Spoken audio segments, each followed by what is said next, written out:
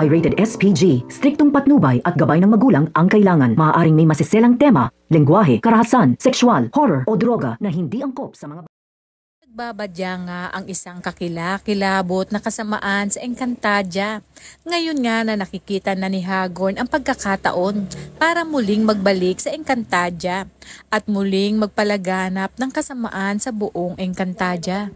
Samantala, pinakawala na nga ni Metena itong si Danaya at inutos nga nito na si Danaya na ang tatapos sa itinakda na si Thera.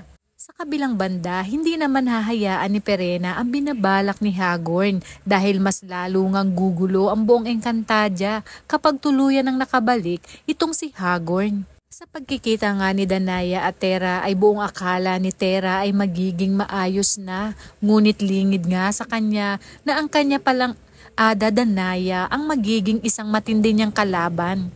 Laking gulat nga ni Thera sa ginawa sa kanya ni Danaya.